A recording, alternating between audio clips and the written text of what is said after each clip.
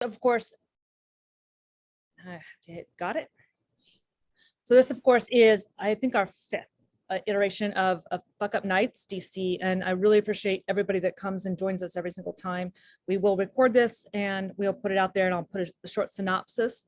But one of the things I do ask people to do is keep in mind that this is also an ability to sort of reach out and talk to other people about these types of community efforts, so we can start sort of breaking the code around professional failure and actually make some changes in our organization. And that's the whole purpose of these Fuck Up Night sessions. So we appreciate you coming.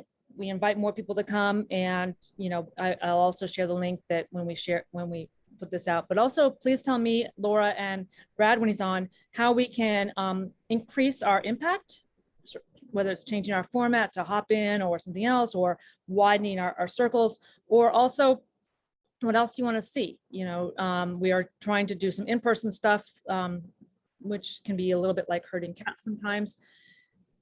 But we're really trying to change the way that things are done, and changing that culture takes a little while, but we also want to make sure we're connecting. So one of the things I do try to do is really push the boundaries of who we bring in. And I think Andrew is very different than the rest of the people we brought in. So I'll let him introduce himself, but we're going to start with Andrew and talking about how his favorite way of foot in mouth started. So I'll let you go from here. Awesome. So, hey, everybody. You get a little more of this story, but the shortest version of my story, I guess, professionally is, I started out in the Army, and then I went to defense contracting, then I got an MBA, and here I am today. When I was asked, hey, do you want to say something during this meeting? I was like, I don't think I have anything that really fits the topic. I'm sure I have a few foot and mouth moments, but none of them really make for a really good story. I probably bore everybody, or they just be dumb. So I really started to think about it.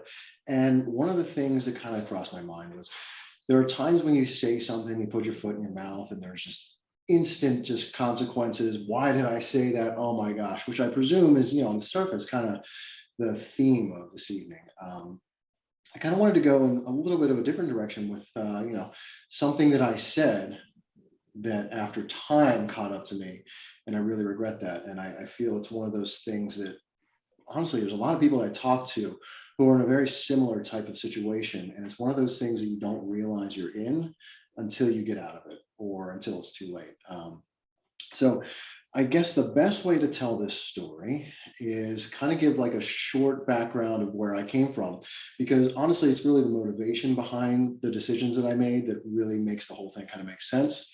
Because within a vacuum, if I tell you what happened, you're gonna go, well, that's stupid. Why'd you do that? Which, hindsight's 20/20 for me. I grew up in a really, really small town. I honestly thought like I had arrived when I was accepted into the University of Maryland, one of the most prestigious schools that I knew of. Where I came from, it was. You either went to community college or you went nowhere. So, this is where I grew up. This is all I really knew growing up. And long story short, what I wanted to do was join the Army. I wanted to be a lieutenant one day, and it's going to be the greatest thing ever. Careful what you wish for. I actually got that. So flash forward to mid 2000s. I'm a brand new lieutenant, and I'm in Iraq. This is kind of where the story begins. So we're out one day. It's me, 40 people that I'm in charge of. We're just doing combat patrols. We're running missions, doing all that cool Army stuff you would see in any kind of movie, minus the cool soundtrack. So we get into a bit of a, I'll try to make this a little friendlier. We got into a little kerfuffle, we'll call it, but I'm pretty sure based on movies or experiences you may have read or heard about, firefights aren't the most comfortable things. So we get into this this fight that's going on for a while, and in the middle, this is one of those things now that's just burnt into my mind. I got banged up pretty good, and I remember one of my junior soldiers looking at me, and he just goes, "Are you all right?" And I looked at him. I said, "Yeah, I'm good. I'm good." So anyway, we're going to just flash forward through the rest of that day. Happy ending as happy endings can be. I get back the next day, and it was a rough day the day before. I'm kind of mentally worn out. I'm a little physically sore too. And my second in command comes up to me and he just looks at me. He's like, "Are you okay?" I was like, "Yeah, I'm good. I'm good. I'm good." Um, Basically, this is going to be the theme for the next few years. It's going to be people just asking, "Hey, are you good?" What had happened that day, and I didn't realize it, was I had really, really, really injured myself. This is the kind of industry where you don't admit that. Um, Going to the doctor or showing any kind of weakness is just something that's horribly, horribly frowned upon. It could be career ending. And in the types of units that I was in and the types of jobs that I was doing, that was pretty much exactly what that would have done. You know, it took us years, but we eventually rebranded that as, quote, toxic masculinity. But back then it was just business as usual. So I answered, I'm fine. I'm fine. I'm going to watch my performance decline over the next few years because I was fine. I'm not going to seek any help for this. I can suck it up and I can drive on. Eventually, I got deployed again, more of the same, more excitement. I definitely noticed that things are a little bit different this time around. And a few times I was asked, "Hey, are you good?" "Yeah, I'm fine." Long story short, too late. I know. That was me putting my foot in my mouth over and over and over again. I was asked time and time and time again, "Are you good? Are you good?" And I said I was fine. I said I didn't need any help. I can do this on my own. In 2014 is when I was medically separated from the military. So for years, I kind of hit this. And for years, I put my foot in my mouth saying, I'm good, when I really wasn't. And, it's one of those things where when this is your entire life, this is, the thing that you trained for, this is the thing that you wanted to do for a career. And it's kind of like joining the NFL and tearing an ACL. You're done. So what are you going to do? After that, a lot of soul searching to see what in the world I was going to do professionally. Went back to grad school, and honestly, I'm still trying to figure that out. But I'm sitting here today telling this story, and I wouldn't have to tell this story if I didn't say over and over again, "Yeah, I'm good," when I wasn't. So, I know there's more immediate consequences. I know there are funnier stories than that, but I feel like if you're in a situation, and you just got to be honest. You got to be honest with yourself. You got to be honest with people around you. If you're not good, say you're not good. Somebody's going to help you. Otherwise, you're going to end up like me, and years down the line, when the consequences are going to finally catch up to you. So maybe not the typical foot and mouth, but it's something that's hard learned. And when I look back, I say, I really put my foot in my mouth over and over and over again, and now I'm dealing with the consequences. So if you find yourself in that situation, just reach out. So there's that story. I hope.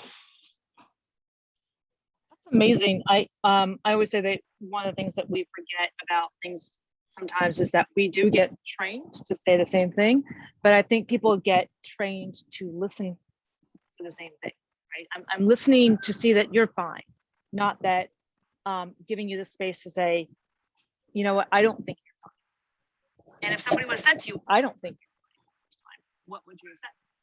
Yeah, and that's one of those culture things.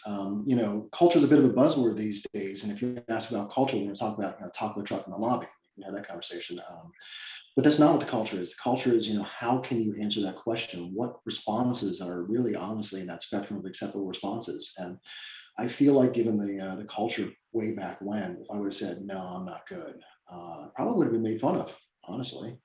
Everything I would have feared, I believe, would have happened.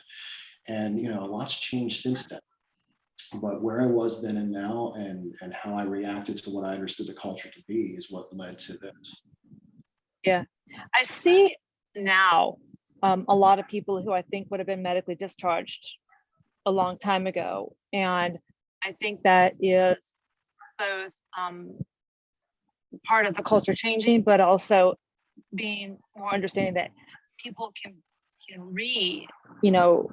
reassert where they work if they no longer have a leg or an arm. But it's harder to readdress when you have a deep concussion or some of these other issues that we can't see as well.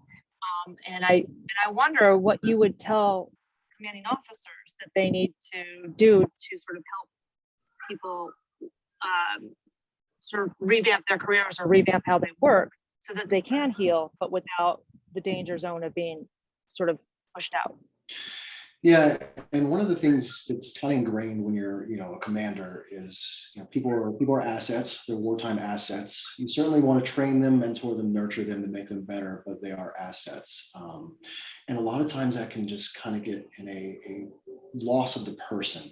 Um, it's Yeah, important kind of time to really take that step back and realize, even if operational readiness is your goal in the military, these are people and they have people problems. Is this something that you want to try to fix, or is this something that you want to keep going and see what happens? right, right. And now it's getting harder and harder though to keep people. I mean, I know here in Virginia, the unemployment rate's like 3.8%, and some places even lower. So you can say, well, we really value our people, except they're leaving in droves. So one of the things that we talk about a lot is recruiting and retaining. And that sounds like a great buzzword, but it's so hard to do. One of the things I joke about is that I'm not very good at admiring problems. So I call them out. Like my husband goes, do you start out meetings with our department head intending to like piss her off? Or do you just say like halfway through, I'm just gonna like, but the view from my side is like, things are not going well. This is what I'm observing. How can we change it? And when I see soldiers like you guys who are sort of like supposed to just sort of, I'm doing fine. How are you doing? I'm doing okay. Yeah, I'm good. Are we perpetuating that? And how do you make a change without also sort of screwing up your career?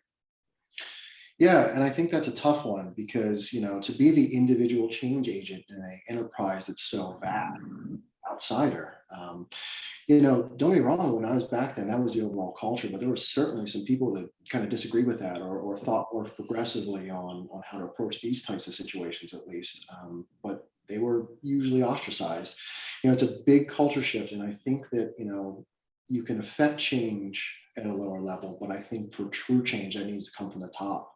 And it needs to be something more than a few PowerPoint slides that say, this is what we want to do. It needs to be one of those, this is how we're going to act. And you can tell because I'm acting that way too.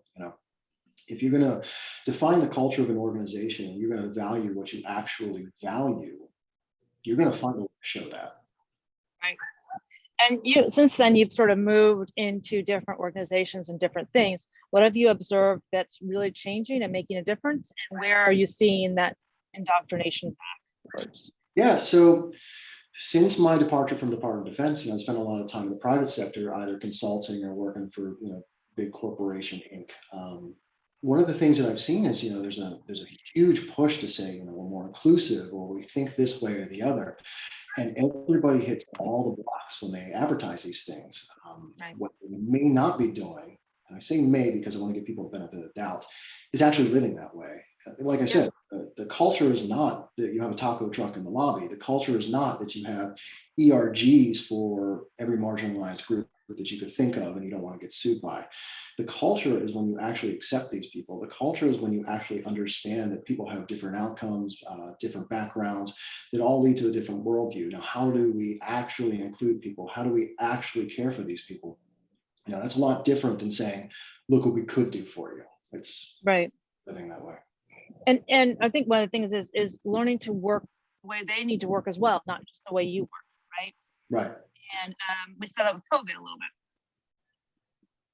Yeah. Honestly, I think the whole work from home thing and the return from that is one of the ways that a lot of the corporations these days are showing their culture and what they actually value.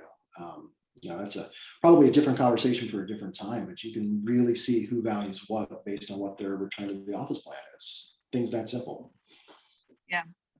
And Laura has a question.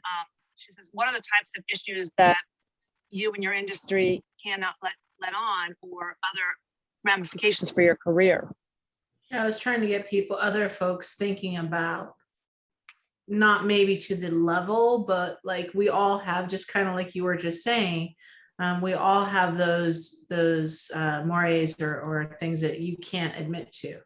That you don't need help, or you can't admit you need help in certain ways. And I was just, thinking about Holly, Carmen, Evan, Edwin, or Edward, what kind of thoughts they might be having. as Andrew kind of shares his story. Andrew, I have a quick question. When you moved from DoD to the civilian side, did you see that same things that you saw in the DoD side, just sort of in a different, in a different flavor? I did.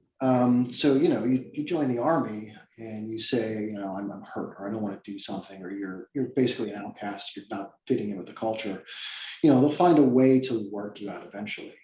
In the private sector, if you don't fit in, or if you even report some numbers that don't look too favorable, you could be gone within the quarter.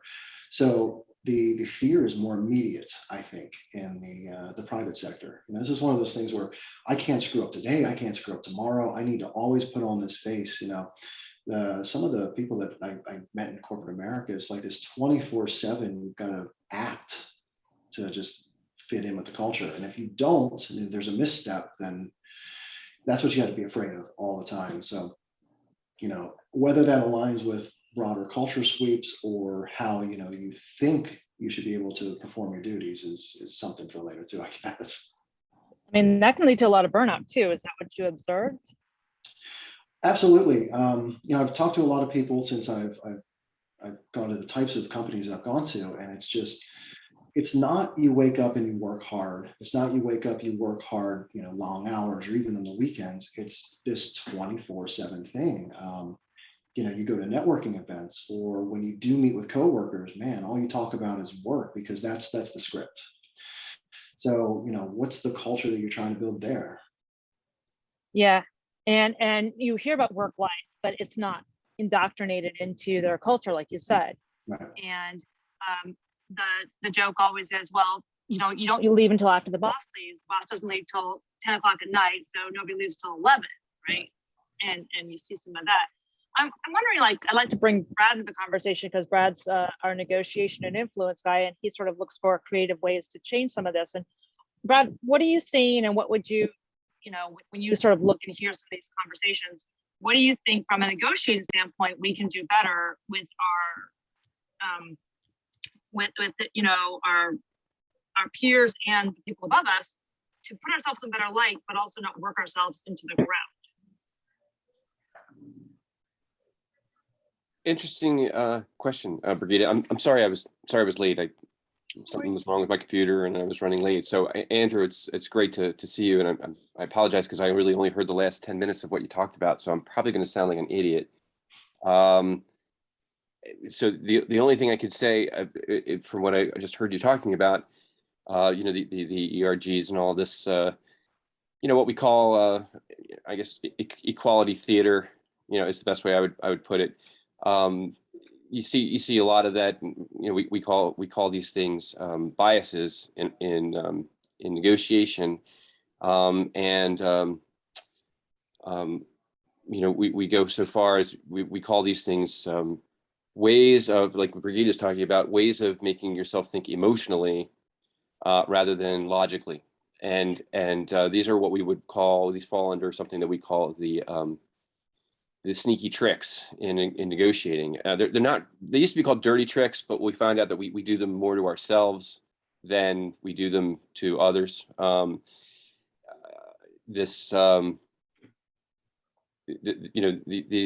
Basically all of these things fall under two different categories. One would be an ingratiation type of category, and another would be like a feather ruffling type of category. And so, when people do these, what's the word I'm looking for? When companies or cultures do these things where we have to somehow show that we are better than or up to or whatever, it can be a real challenge. So the only thing we can do is to diffuse these things. If you want to stay in the system, you have to realize that sometimes you're in a system you can't negotiate it. The system's bigger than you and it's squishing you, right? And so either you go along with it and suck it up because you need that job, you're willing to take that money, or you get out of it and you walk away and say, okay, I'm really not negotiating in that situation. And that's, I think, what you're talking about. Yeah. Is that right? Does that make sense? Yeah, it does. And one of the things that I know Chris and I and some other people on here all went to Penn State and other areas, is we decided we want to do startups, right? And so we can build our own culture. So where do we start to build a culture that's better at accepting some of these hard, painful conversations, and moving forward from them, and not giving, like you said, equality theater, but having a real voice behind it. So one of the things that we're doing right now at Penn State, I don't know if you know about this, is we are doing medical theater, where everybody's 107,000 Penn State students will sing and chant and kiss and hug, and it will hack themselves into a stadium that's, because supposedly has an open air stadium, but they're on top of each other, right? On Saturday for the football game.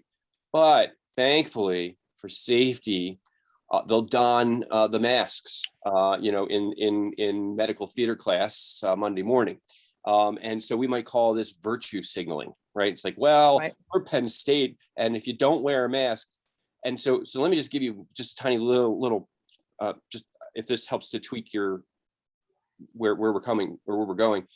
So my response to that, right? I need to keep my job, right? And I'm the right, lowest of the low at Penn State. I'm just below the janitor in terms of my esteem and prestige. And actually, I'm a lot below the janitor. They are in a union. I'm not. I can be fired at any time just because I look the wrong way. So to keep up with the ESGs, right? This is this whole virtue signaling thing. I have to don I call it the muzzle, right? All right, I'll put the muzzle on, right? Because I need to keep my job. But I don't have to do that, because I can step outside of all these things and kind of look for the holes in this logic. It says, well, you have to wear the muzzle inside, but you don't have to wear it outside. Well, okay. So I got my classes together, and I have 120 students that I teach. And I said, it has to be unanimous. Who would rather give up technology and, even the technology of the cushion on your seat, and go outside and have our classes outside? And then we can take our muzzles off. We can be human beings again. We can actually speak to each other. Now, I don't know if you can imagine what it's like to teach 40 students that are wearing masks while you're wearing a mask. It's not teaching, it's a joke. It's called virtue signaling, right? When you teach, you've got to be able to look at the faces of the people you're talking to, right? To see if they get what the hell you're talking about. Plus, there are many people that have hearing issues. 20% of all men have some hearing affectation. They have some hearing impairment. 18%, this comes from CDC, by the way, I'm not making this up, 18% of women have the same thing. They use mouths. They look at people's smiles and smirks and the emotions to decide what the hell you're saying. Right. Then there's all of the non-native English speakers.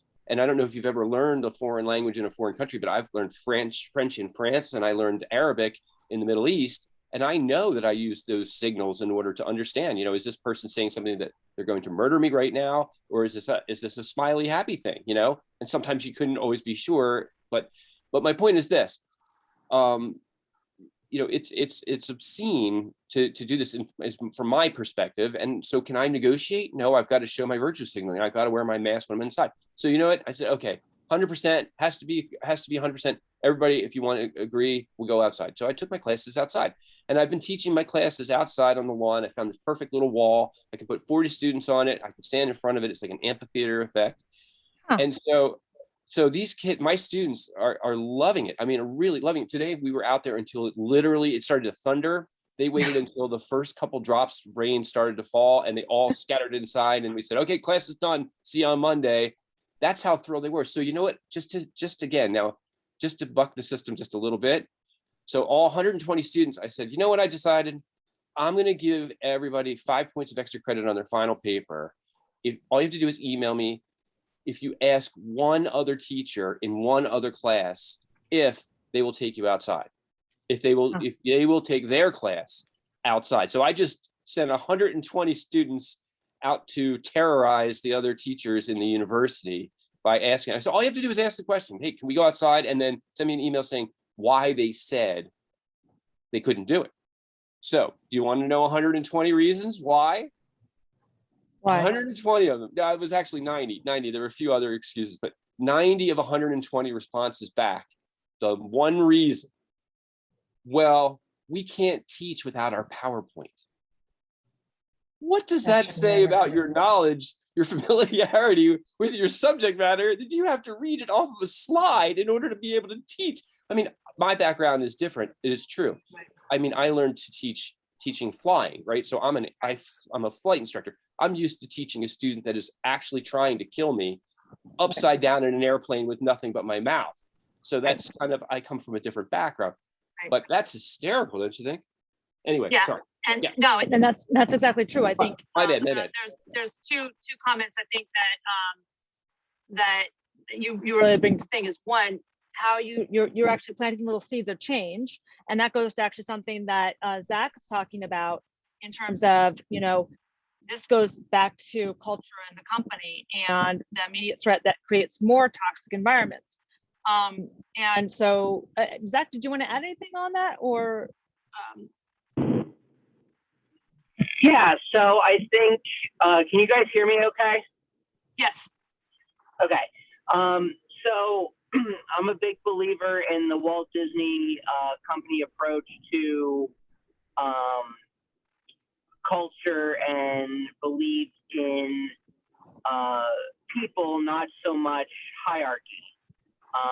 And I kind of agree with Brad when he says, you know, it's so funny that we have to wear a mask inside for however many hours a day, but then we can go jam pack 117,000 of our closest friends into a stadium without a mask.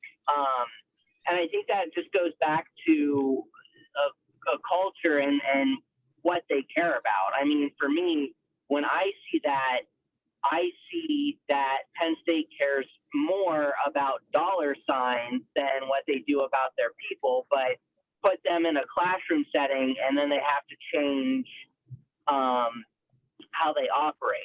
As I continue to go through my master's program at Penn State, I look at things very much black and white between how I manage my work study students.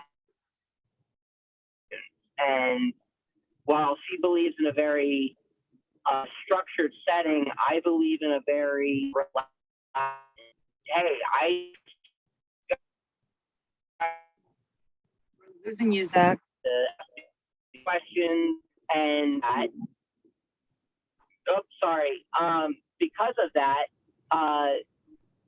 they were able to complete a large assignment within a week and a half. I mean, they edited 120 images of athletes in a week and a half, where if it would have been done by my manager to them as an assignment, it probably would have taken twice the amount of time because of how the delivery and tone of the message is perceived.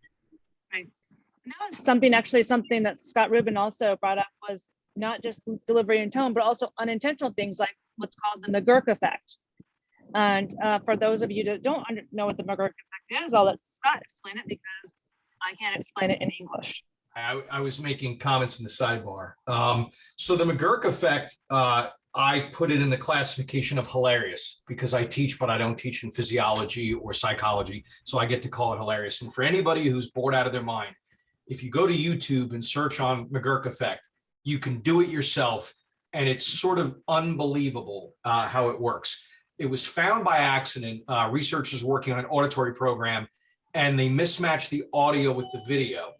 And what ends up happening is you're watching someone say a word. Thanks. When you close your eyes, you'll hear a different word. And when you open your eyes and watch them, the second you see their lips, you hear the other word. And what they basically found out was, they still don't fully understand it, is what they do know is that contextually in communications, you're using a lot more than what you hear or what you see as an independent vector. You're actually merging multiple things, and it's far more powerful and far more involved than many people have imagined. And there's other factors that come in beyond the McGurk effect. They found when you're reading, you're doing a form of time travel. You don't perceive it, but when you're reading very quickly, your brain's spotting words through the visuals cortex much faster than you've gotten to it. and your brain's assembling the context based on language. And they've assembled experiments to fool the brain by changing the words and seeing what people perceive. And you think you read it left to right in a sequence in the time you imagined, but you actually didn't. You actually took a different amount of time and your brain was arranging the context. So working backwards to Brad's point, I teach as well. I'm adapting after 2 years to being back in a campus setting. I'm in a mask. I teach at Georgetown. The policy says I'm allowed to take mine off, but I don't see the point given everyone has to wear theirs. And all I see is them staring at me. And it's only slightly different, not better than this, because when I teach online, most of them will turn their camera off and I don't even know what they're doing. In the classroom, I now have their piercing eyes and I can't make enough of a decision about someone staring at me. Do they have a question? Do they get it? Or are they just staring? And when I left class last week, a woman followed me, got to the corner in DC and was still staring at me. And I looked at her, I said, "Can I help you?" She says, "I'm one of your students." And I had no concept of who it was, even by the stare, because the rest of the face was there. We're outside. So it's a real challenge. I worry about it, but it's the reality. We're all sitting really closely together. And I still don't know how I'm going to work through that. But I do want to loop on one more point all the way backwards. I made a comment, Andrew, and if I heard this correctly, I just wanted to touch on this, that if you work in a commercial culture where you could face the death of your career or the loss of a job due to a projection or a financial misstatement or to a programmatic activity, send me your resume and we'll get you a new job. I work in high value consulting and even we're not that bad. So I want to emphasize, if anybody's experiencing that, you might work with jerks that have a really bent sense of business and expectations. Not that there aren't expectations, not that there aren't things important, but I think Brigitte said, I work in an environment that can be punishing, and I work in an environment where there are consequences, and I work in an environment where things go wrong and someone has to be accountable. And I'm a big fan of accountability, whether it's hierarchy or by group, or whatever. But sussing out the culture of its limits is really hard to do. I think Brad made some really awesome points in the negotiation style about doing it. It's very hard. The one anecdote, I left the military, so I was a vet like you. I have a different service, but so was I. And email was kind of new. And I read receipted a vice president of marketing. Came to my office and shut the door and wanted to know who the F I was. I thought I'd done something amazing. I thought, well, that's why you came to see me. He's like, you actually had the nerve to flag him at, which in the DOD we were doing all the time.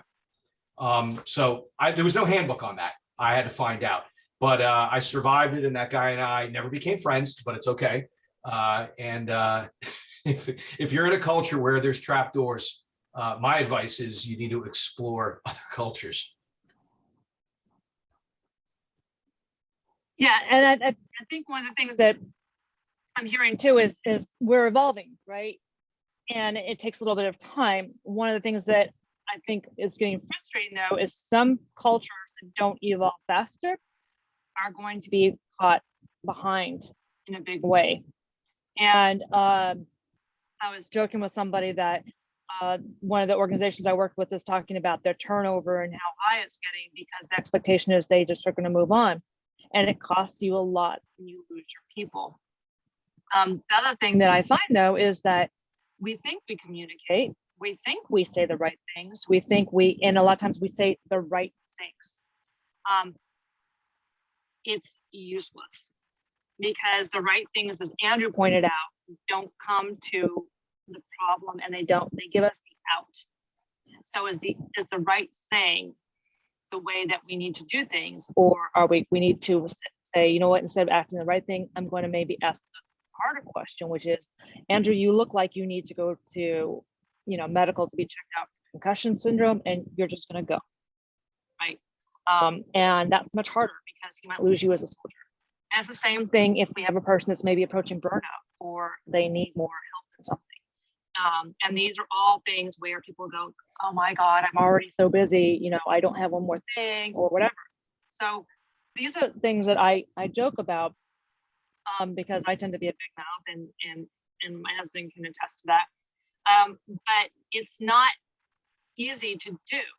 And I think one of the things that I was thinking about recently was how we can practice that with others. And that's what I think Brad and Steffi and I and Chris have a little circle where, and I do with my husband sometimes, where we'll say like, I had this idea on this negotiation I want to do. What do you think about that?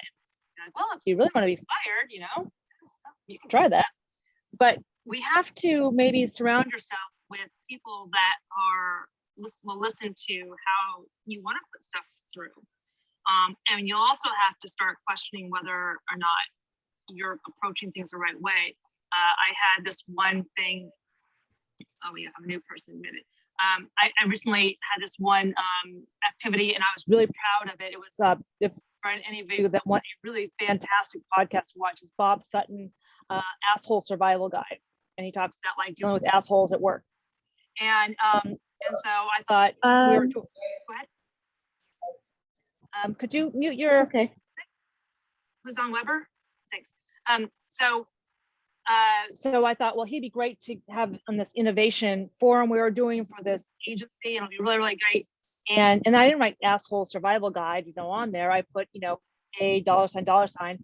And the former military guy was like, I'm really offended that you even used a double, $sign, HOLE. You shouldn't even use that. And I was like, okay then. And I said, thanks. I didn't realize that was a sore point for you, and we'll change it up. But even when you think you have it right, it's really easy to get it wrong. And you got to do something I don't do very well either, is a tone for it really quickly. And then say, or I'll tell people like, hey, what, can you help me work on this a little bit better? So I'm taking up a lot of space, and I don't mean to. I would love to hear from some others. I know, Brazil, you sort of rolled in. Do you have any other thoughts?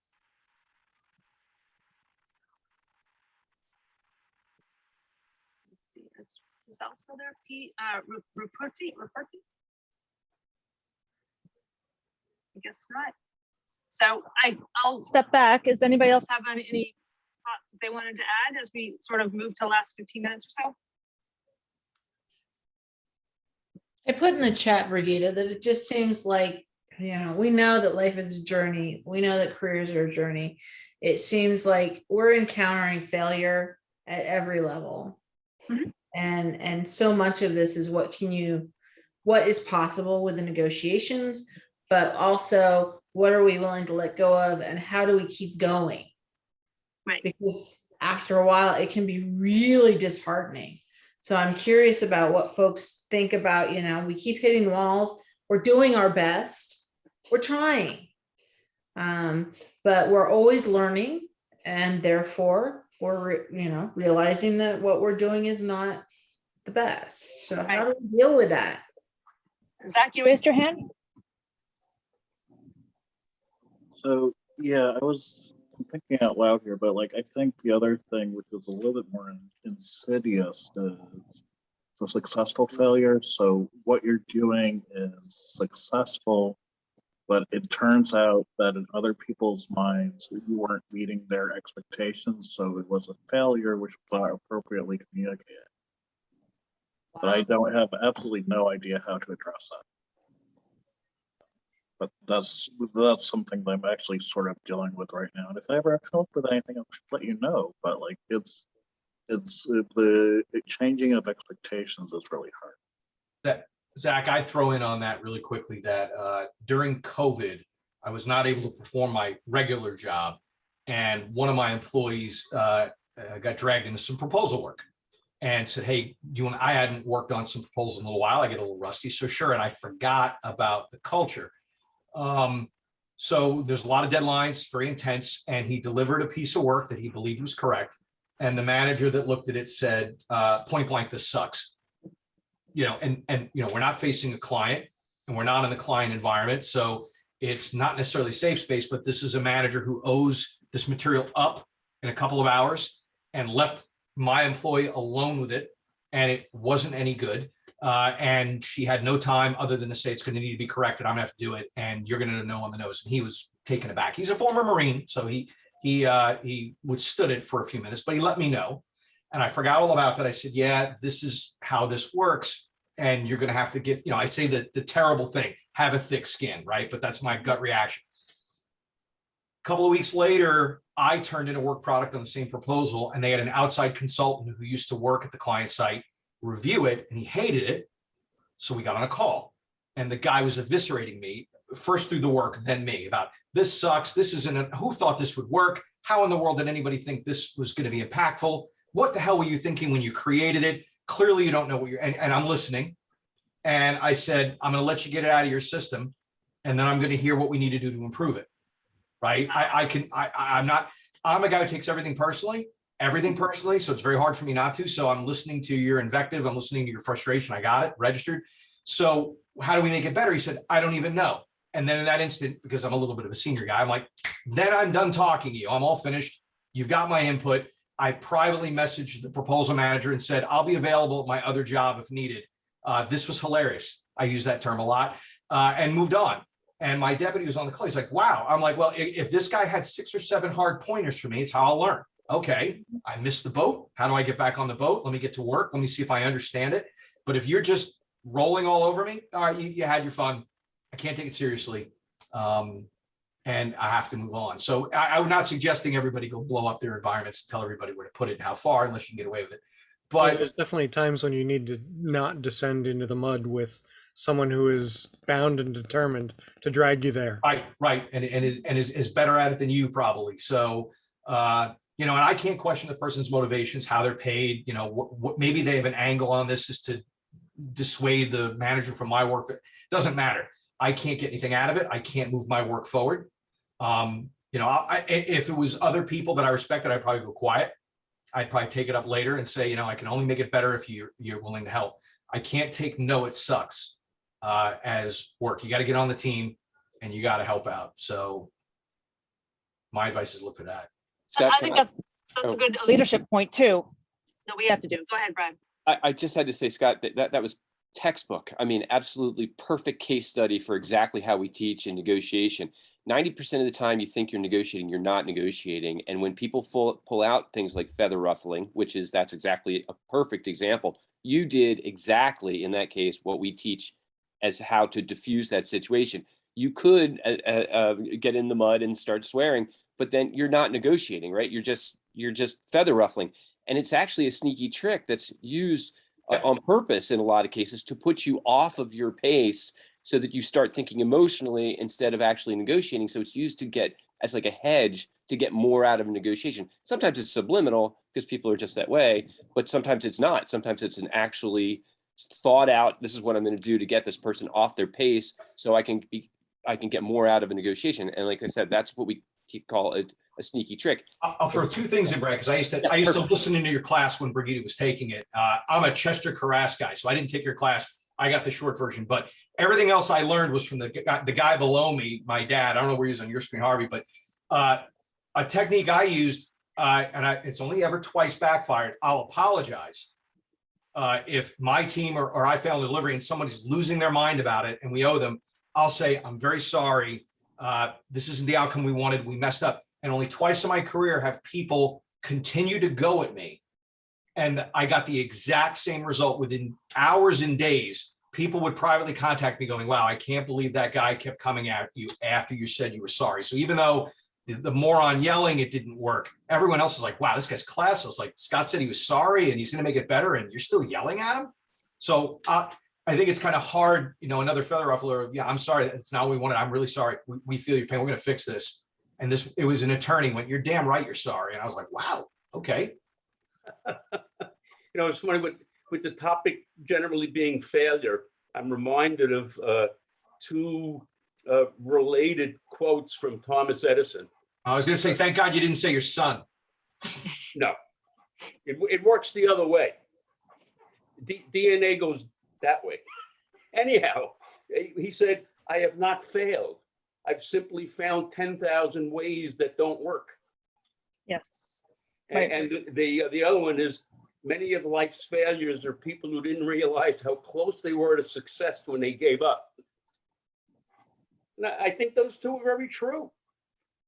Yeah. It only took one more bead of sweat and you could have made it. Right. but you didn't. Yeah, and I highly recommend Brad's class and the things he professes, teaches, because they're not shortcuts, isn't really the right word. It's getting right to the psychology of what's going on and how you can get to an outcome a lot faster, a lot less emotionally, a lot more productively. If you can get to the outcome, it's great. And I try to use so many of those things all the time in my work. I try to use those techniques and display them. I want them to be subconscious because I want to move through the pain and get to the actual thing we want to do. Yeah, I did a multi-day offsite leadership seminar when I was with Booz Allen. And I guess what happened is the seminar leader threw a monkey wrench in the works because we were talking about putting a deal together and negotiating terms of a deal. And unbeknownst to the rest of us, he had taken one person aside and said, no matter what, you say no. He couldn't stray from that. And it's just mind-boggling where that puts you when you think you're being so reasonable, you're willing to give a little, you know, it's like the story of the unjust man. You know, let's meet in the middle. So you take a step towards him, he takes a step back. And it was really very telling. You know, you could bring people to tears. Yeah. And Yeah. I think one of the things that we see over and over again is we do have that view of equanimity. Like I'll do this and you have to do that. And then you meet with somebody who goes, oh, you're going to give that? I'll just take it all, right? You're like, oh my God, what do I do now? Now we're off kilter. Oh yeah. Harvey, that's awesome. And Scott, thank you for saying that. I really do appreciate that. And Harvey, we have, so exactly what you're talking about. We have an exercise that I have the students do because I say you're not really negotiating until somebody says no. And I actually, I make them go out and collect 10 no's. Like they have to go ask their roommates or their next door neighbor, you know, do my laundry, can you cut my toenails, you know, until they get no's, and then find out the reason why, and then find out what it would take for that to happen. And that's kind of part of my class is one of the exercises that we wrote in there, but that's perfect. That's right. And that keeps you from cutting down the middle because, you know, splitting the difference is another one of the sneaky tricks, you know, that well, let's split the difference. Okay. Oh, well, if you're going to go, you know, And you'll go more.